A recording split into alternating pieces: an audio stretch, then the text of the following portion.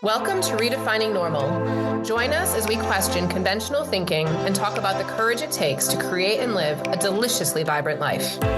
This podcast is for people who know there's a better way to do life and love, how we show up in connection to others, our kids, our partners, our business, and beyond that, our relationship with money, vitality, and more than anything, ourselves. We're two shamelessly unapologetic moms choosing to experience the fullness of life. And we're collapsing the conditioning that says you can't live a life of pleasure, peace, and abundance in the midst of the mundane of life responsibilities, work, and kids. Thank you for listening in. Let's do this. Today on the show, Jamie and I hopped in from a conversation that we were just having between ourselves, which is often how these shows start. And we were talking about relationship dynamics and polarity. And so that's what our show is about today. So as you lean into this, enjoy the show. What I've been thinking about when you say this. So Jamie and I were just talking, in case this actually ends up as a thing, we were just talking about polarity between men and women being the oracle for the men, and that we're generally speaking more psychic and gifted in the other realms, in our clear senses. And I said, I don't think that it actually is about that, because we're not necessarily more gifted. It's just that we have that initial experience of it, but all of us can. And then you said something about polarity and how there's so many people teaching polarity things. And it's what I wanted to say. And that was like, I think it's really interesting that there are these divides of where it has to be like such strong polarity ends to the spectrum. And it's like the woman has to completely be in her submissive and in her surrender and all these things. And the man's supposed to completely lead and da-da-da. And I actually think sometimes it gets like really messy in this, but also there's truth to it. And I think that every relationship though, like, and I think this is where I think fuzzy waters or the fuzzy lines go, is that every relationship is different, right? So like, it might not work for that relationship that the man wants to do it a certain way and the woman wants to do it a certain way, and that they find their way together. And I think that's where a lot of people kind of mess it up. But in the meantime, I think the other thing around leading too, from women to men, is like, we give them the idea, but it's not like you're voiceless. It's like they're like, I always say to my partner, it's like, I will lead. I will follow your lead as long as you're leading me to where I want to go. Right. I've had that conversation with Kyle as well, that the leadership is inspired by what I desire to create, or at least in part, like that it is considerate of that, but I'm not going to. And this is actually, so we were talking about the gym even before this, but even at the gym, I can feel the difference between some, like when Kyle's like spotting me or guiding me or whatever, when he's doing something to my body versus supporting my body in the direction that I want it to go. And it's similar than in leading for anything. What's up? Sorry. You said something about the gym and then the whole thing just carked out. Oh, say it again. Weird. I was saying, so at the gym, because we've just started working out together. And so like he was spotting me, or he was like trying to show me how to do things. And I could feel the difference between when he was trying to move my body, trying to do something to my body and force it into something versus supporting my body to do what I wanted it to do. And they felt very different. And this, I feel like it speaks to what you're talking about, is like, if you're guiding me in alignment with myself, I will follow that 100%. So, right? If you are guiding me against my own knowing, I can't. And that's part of that dynamic, and the responsibility is the man to be guiding in consideration and support of the well-being of the whole. And, but even what you were talking about, like polarity coaching, is like making more room for that to be beautiful too. Like there are some spaces where it's like, very polarized, right? Like all feminine for her, very leadership, masculine oriented for him. And where I sit with that is like, that's beautiful for those two people that are looking for that dynamic and want that dynamic and are willing to cultivate that dynamic. the trap that can happen is someone who's in a place where they maybe aren't experiencing what they want to in relationship can outsource and be like, oh, that must be what I need to do in order to create or find what works, versus staying internal and asking, like, is that what I want? Is Right. that experience and that dynamic what I want to create? First of all, and then second of all, like, is my partner interested in that same thing? Versus like, oh, that's working. Let me do that. That must be the quote unquote right way. Versus this, like, staying really centered in what is in alignment for you, what is correct for your desires, for your purpose, for your whatever. And I've been guilty of doing that. Like, I've seen things and I'm like, oh, wow, that sounds awesome. I want that. Versus I want what is in my highest and best, not what looks amazing and beautiful for another alchemical equation of two different people. Totally. Right. It makes me think of, like, I don't know the word, like the disharmony or the dysfunction in that dynamic, I think is the word. Yeah. In that there's men in the world. And I was thinking, even as we were talking about this, because for a man to lead that's leading us to where we want to go takes a high level of attunement to us as the woman. Yeah, right? absolutely. And not every man can do this. Mm-mm. And this is where I think the dysfunction comes, is there's a lot of men who will lead to what they want. Mm-hmm. And then a woman who doesn't have her own sovereignty and her own inner reflection will follow, because they're like, oh, thank God there's a man who's leading me, or thank God there's a man who's caring for me. But it's not always that they're caring for you for what you want. They're caring for you for their own needs to be met. Yeah. And that, I don't think, is the healthiest dynamic. No. Right? Well, and realistically, you can look at this. There are men that override their own knowing because she wants what she wants. And so, it's like, it goes both ways. It goes both ways. Totally. Both of the individuals in a relationship are not attuned to their own to their own knowing. Someone's celebrating us. Yes. But yeah, if the two individuals aren't insourced and being guided by their own connection to core, then it's really easy to override yourself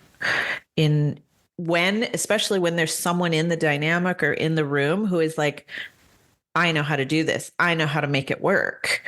And that should always be, I know how to make it work for me. And I need you to know how to make it work for you. And then we work together to create chemistry in that. Harmony. Yeah. Because I love relationships where they're very equal. I love relationships where there is no polarity. I love relationships where the polarity is inverted to traditional roles. As long as both people involved love it and are intentionally co-creating that with each other, that there is no like right or wrong way men should act, women should act, and relationships should be. And if you want that, any specific type of relationship, find a partner who also wants that type of relationship, not trying to force a partner because you've chosen them and now you want them to accommodate your relationship style. Yeah. Or even doing it to yourself, right? Like, I actually am more suited to this type of dynamic, but now I see these people saying this is the right way. So maybe let me contort myself to be more feminine or less feminine, or whatever circle you're in, whatever conversations you're hearing is going to be different to what your mind is picking up and thinking you quote unquote should be doing. 100%. I have an open head in Ajna too. So I can really take on ideas and be like, oh, wow, maybe that's the way this should work. And so I have to be very intentional about discerning what I internalize versus what I just hear and acknowledge and then come back to myself. And does that actually resonate with me? Is that in service to me and my highest? And then let the rest go, which has been a learning process to do that. Yeah, it's easy to get caught up in it. For sure. It is, especially when your design is to just kind of, be inspired by it all, take it all in and amplify it. So There's two things that have come when you said that. Like one is remind me, I'm going to say happy wife, happy life thing in a second. But the thing that is coming to me from this is being a manifester, right? So like being a manifester in this, so a human design manifester, you know this, it's been such a freaking hard journey. Like it's not been easy for me in dating to understand how to be a manifester and stand in my own truth, which is to initiate, right? It's the complete opposite of what people would teach you in polarity school. It's like, I'm not supposed to be the initiator. I'm not supposed to be the one driving the relationship. I'm not, but like, it doesn't matter what I do naturally. I initiate. Like you just come into my field, Jamie will say it. I fucking initiate all the damn time. Yeah. And as a generator, I love all of that energy to respond to. I'm like, ooh, yes. I like this. I'll do that. You know, it's like having someone offering continual something to respond to is amazing. Right. But in the world of dating, it has been a really big challenge for me because I also get really frustrated in the wait. I'm like, oh God, do I have to wait for him to fucking do this? Yeah. Like I have to wait for him to pick the date. I have to wait for him. And I'm like, because in my world, I'm already done. I've already, the date's picked, the thing's done, the time, right? But I have to wait and let him lead and Right. And in the dating pool, I say, like, for me, it has been work on that because if I totally come in and castrate, and like don't give them the chance, then they don't feel that doesn't feel good either. No, right? There's been this balance of, and what I've learned is like again, it's like this informing of what I want. Yeah. And then they get to take it from there. Exactly. Right? Yeah. So I inform, which is my job as a manifester, and then they take it from there. It's really funny because can't say the name. My partner doesn't know yet. I haven't actually said this to him yet, but like one day he said it to me multiple times. He's like, I love your ideas, Carrie. And I'm like, it just makes me smile because I have obviously in this situation been able to find somebody who I land the ideas and then he runs with them. He's like, he'll run with them or he won't. He'll be like, I don't. But generally speaking, he loves the ideas. And the way that I've started to be able to land things with him doesn't feel castrating. Yeah. Right. And so it's been this journey, like on the dating place. And this is what you were talking about is like living into who we are, but then also letting other people be who they are. Yeah. And actually that probably does lead into the happy wife, happy life. So I talked about it in It Ends With Me, my book. And I talk about the fact that so often as men, they have that saying. Do we have it here in America or is it really more Australian? Happy wife, happy life. Yeah, that's the thing. Yeah. But it becomes like resentful. It's like, I don't want this, but I got to do whatever she wants in order to. Right. Yeah. And this is what my point is there's a lot of people in the world. There's a lot of men in the world who are doing this role, the happy wife, happy life. Yeah. And so. But nobody's happy.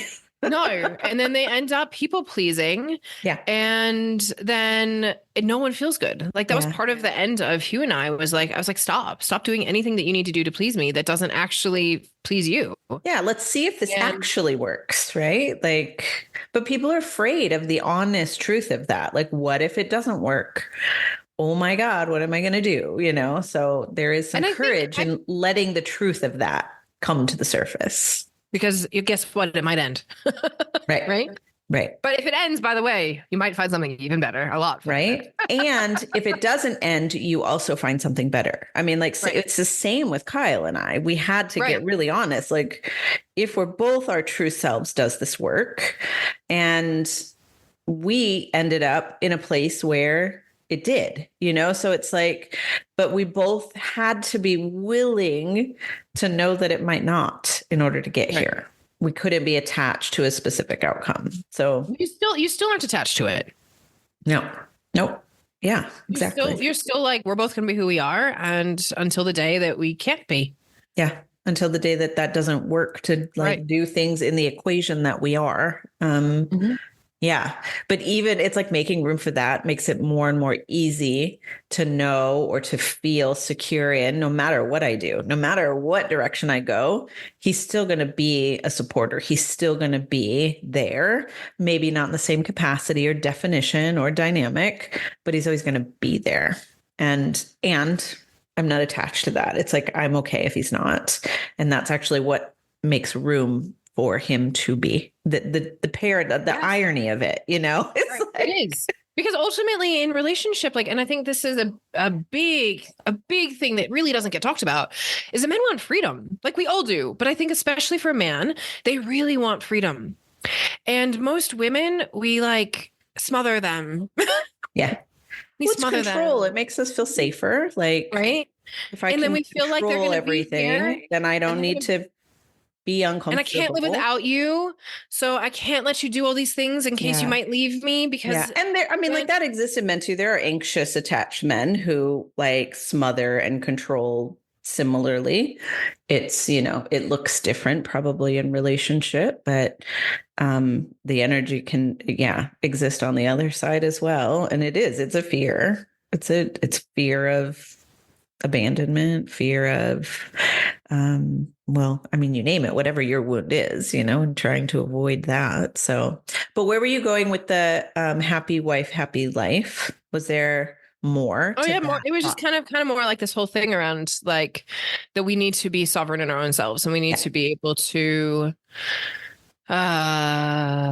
show up in the true authenticity of our desires. Mm-hmm. And what I'm finding in my current relationship is that the more that we do, there's always a middle ground somehow.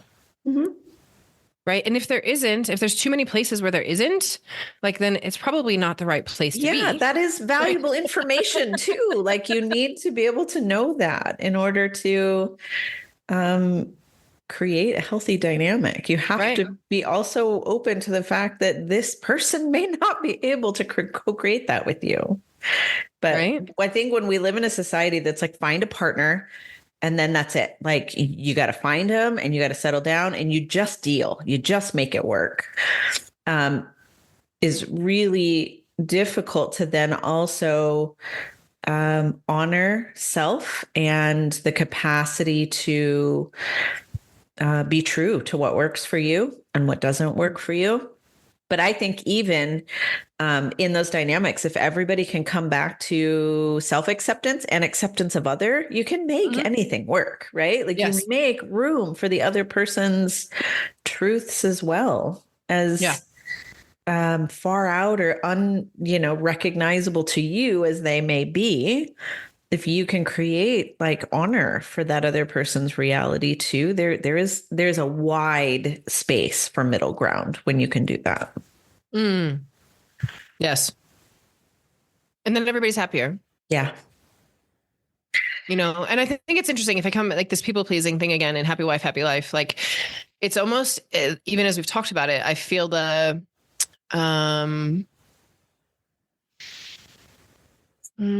can feel like the lashing at men for going to work, providing, not being around for the kids, like this whole thing of like, oh, they have it easy. There's a lot of women who will say, oh, they have it easy. Yeah. Right. Or like they don't have to do anything, or then they come home and I make dinner for them and I've got to do all these, whatever the thing is. Cause it's a very, I hear it often. Right. And it's interesting because in that, like I hear on the other side of it now, as people who are my clients, as been on dates, listening to people's marriages or their relationships and all these things, I'm like, man, I actually have a lot of compassion for the men. Yeah. Because a lot of these guys, like they go out and do this and they literally like they burn themselves out to the point where so many of them end up with heart attacks. Yeah. Huge illnesses, right? Because they have put themselves out and they've burned themselves out for so many years looking after a family. And so often it's just taken for granted. Yeah. Right. And again, like think about this. If we both did this, if women could hold more compassion for the men in their lives, and if men could hold compassion for the experience of the women in our lives, right? Because both are hard. And I'm saying this going like, they each have their respective challenges, and it's so easy to be like, yeah, mine's harder. You don't even know. They don't, and we don't, but we can have compassion and curiosity for the lived experience of the other. And that's what creates that wide, birth for common ground, really. Right. And to me, this is just like being a compassionate human being, right? Like I don't know your lived experience, but I can still hold curiosity and compassion for it, you know? Like, I didn't experience it the same way, but it's kind of bullshit to be like, yeah, well, that wasn't how it worked for me. So, you know, you should be doing it different. That doesn't work for anybody No, ever. right. Right. I think I also want to go back and even in this like piece here, like put a little like tick mark because I can hear the people who are like, but I work a job and I come home and I da da da as a woman, right?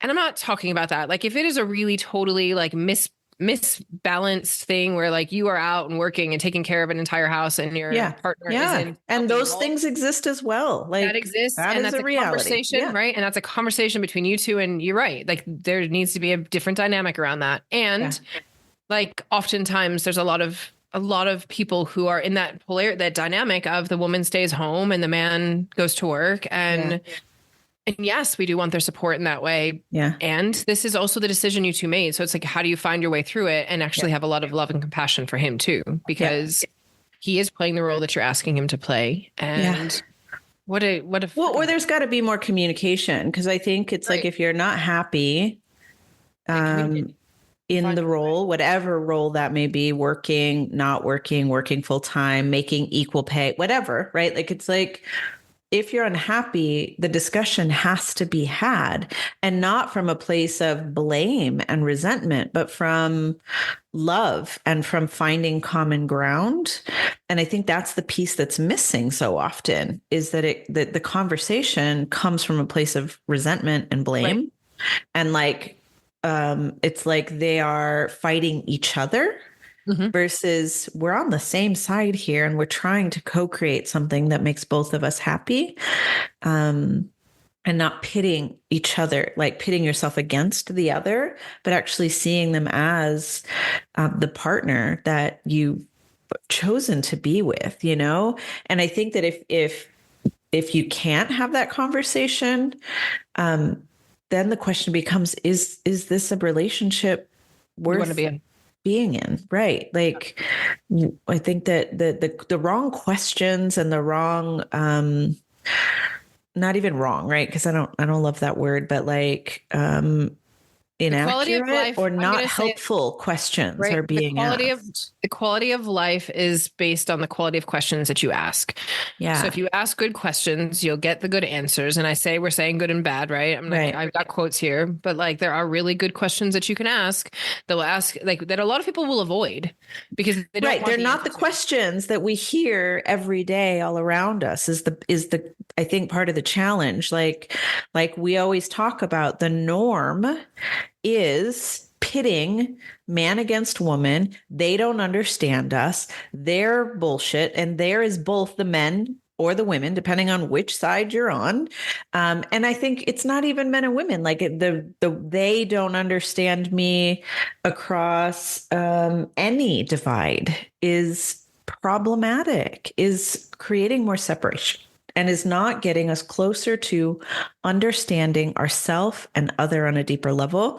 But that's what we're fed. I mean, like if you look at any TV show, can you name any TV shows where the family dynamics are super healthy and the parents are in a healthy, loving, functional relationship, and there's communication and there's respect and there's cooperation?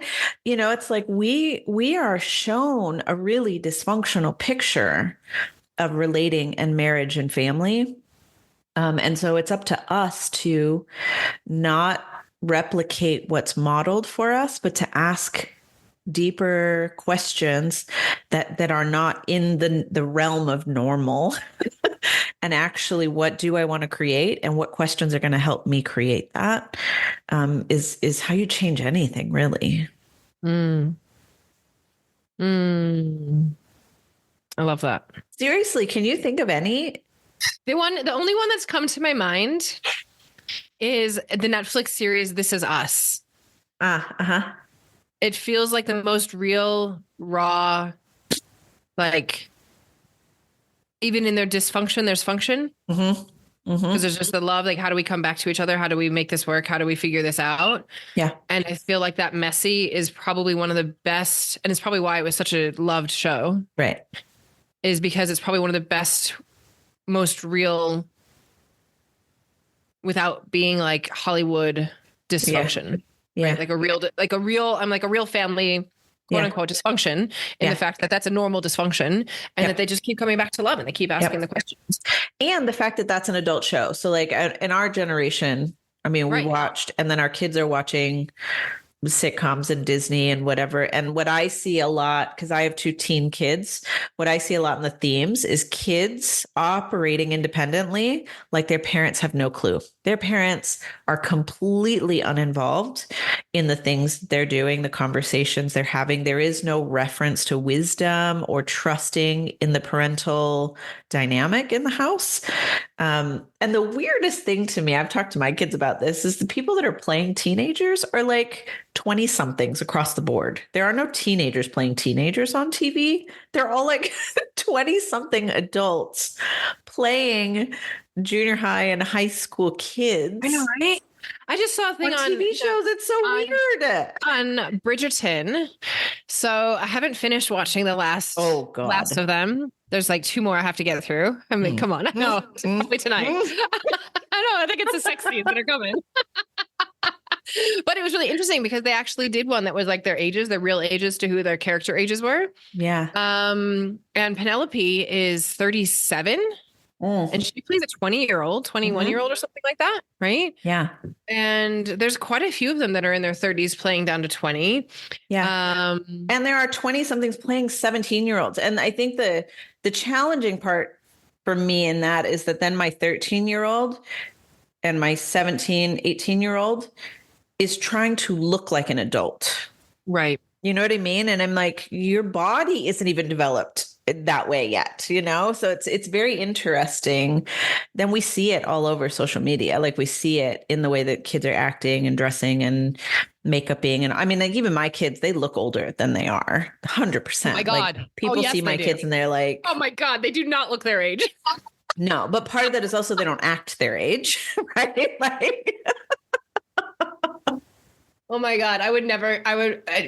Lydia, yes, I would guess probably closer, but Rumi. Yeah. That girl. And the thing is that like Lydia has also looked, you know, so she is an adult now. So it's like she's kind of she looks it. Yeah. catching up to her age. Yeah. But yeah, Rumi definitely that carries girl herself like a much older person. Yeah. I would never guess. Yeah. And part of that is, I mean, like with unschooling, they've lived like adults in the world, you know, like there hasn't been a lot of coddling or a lot of like, I'll do that for you. It's like, you go to the bank and open your bank account. You go talk to the person, you know, like I'm right there with her, but it's like, you can call and set up your appointment. You can, you know, so it's like, there's been a lot of moving in the world, learning how to be a functional adult. And I think that impacts that as well. But like they have definitely watched the shows where the 20 somethings are playing the teenagers and think that's what a teenager looks like. So, yeah. I think we should do a different show, by the way, at some point on unschooling and parenting and stuff. We haven't done one on that. That's a big one. There's been one of the mentors that I follow shared that she unschools, and the amount of vitriol that I had, like I just commented that I unschool and was like celebrating my kids, and the amount of like vitriol and judgment and like just really mean behavior from grown adults. To me, I'm like, I mean, this is the problem with mainstream schooling and like the process of indoctrination and conditioning, that there are adults who think you can get online and be vicious to a complete stranger on the internet about the way they chose to raise their family. Like, it's so weird to me that you would fight and argue and like just spill such anger towards a complete stranger about the way they choose to live their life. Like, why would someone have an opinion about that? Like, just look away, go find people that you know, like make you feel comfortable internally or something. I don't know. It's really an interesting, I was just like, and it was great for me, I think, to experience it because that's been a fear of mine is like, what if someone hates me? And I experience it and I'm like, oh yeah, that doesn't even bother me. Like I see it for what it is. And it's actually really helped me integrate a little more confidence and like fuck all for like people that don't agree with me because that's none of my business either, you know? Like have your opinion. I just don't really have the time or energy to care. Mm-hmm. I think because apparently we just did a show anyway, even though we didn't know we were going to. Right. I feel like we could wrap it here. Okay. And I think I feel like I wanted to, the thing I think that was like a thread that came through all of the randomness of this that wasn't actually so random at all, Right. is your Ever. thread. And it comes through a lot from you, Jamie, is curiosity. Mm-hmm. It's a word you use a lot. And like you'd said, around the kids, around our relationships, around polarity, around, you know, creating healthy boundaries and being sovereign within relationships. It is curiosity. Yeah. And I really love that thread that came through today, and that, you know, it doesn't matter where we are in our relating. Again, whether it was my conversation around dating, whether it's from now being in a relationship to whatever, right? It's been like, there's a curiosity of how do I show up here and be the fullest experience of myself, and have you be the fullest experience of yourself. And this is in friendship too. Like Jamie and I here sitting here, it's like, how do we each show up and be the fullest expression of ourselves and get to see the other side and get to play the strengths to both of us. Mm-hmm. And in intimate relationships with our kids, Mm-hmm. you know, like it's a huge one with my kids, is like get curious around, well, what's actually really going on? You have to get curious, because if you think you know, you have lost the access to any alternative thing. And yeah, this will be a good one actually, because there was a Nobel Peace Prize awarded in 2022 that nobody it talks about. I sent it to you. That perceiver, perception, something, reality is not local. Right? Like this is what curiosity does, is it allows you to see other potential outcomes versus if you already know, that's all you can see. That's it. You will never actually be able to access the alternative realities to the one that you've chosen. So curiosity opens you to all of that. But yes, that is a much longer conversation. Yeah. So next week. Next week. I would actually say one of the questions that I ask myself often to get into curiosity when in relationship dynamics, and then I think we should end here. Yeah. I mean, is that the question I'll ask myself is, how can we create a win-win? Right. It's like, how can I win? How can you win? And where's the middle ground for in any relationship with your kids, with your everything, always has to come back to that. Right. And it's your boss, your coworker, right? Like all of it is so, because it opens up to possibilities. Or like the other question would be like, what's possible? What is possible? Right. Instead of going like, it has to be this way. It's stuck this way. Da, da, da. We're in this place. I'm here. You're there. Blah, blah, blah. Bitch, bitch, bitch. It's like, well, it could be, or we could both win. What else? What else? What else is possible that we could both win, or that all four of us? Because sometimes it's not just two. Sometimes it's four. Sometimes it's eight. Sometimes it's a whole group of people. How can we create a win for everybody involved? And so I think that's something we could probably leave you here with, is like really start looking around your life and ask yourself like where you have dynamics that aren't working, or where you're feeling stuck. Well, where's the win? How can I create a win out of this? Whether it's at work too, like whether you're stuck, like, I don't know what to do, I'm banging my head. Well, where's the win? Or what else is possible? What else is possible will open up so many alternatives if you're really honestly asking yourself that question. And it alleviates a lot of tension, a lot of, stuck feeling. So I think that's a great place to leave everybody today. On the show we didn't know we were doing. We will continue this conversation on a, episode on curiosity specifically. But curiosity, parenting. Yeah. And tell us if you want to hear something specific, like we ping all over the place. And if we ever say like a thread of something, you're like, I want more on that, tell us, because we will definitely go there. Hope you all have a wonderful rest of your day. And thanks for tuning in. If you enjoyed this show, let us know. We're all about authentic connection, so come chat with us on social media or email. Links are listed in the show notes. And please make sure to subscribe to the podcast on your favorite platform and share the magic on your socials.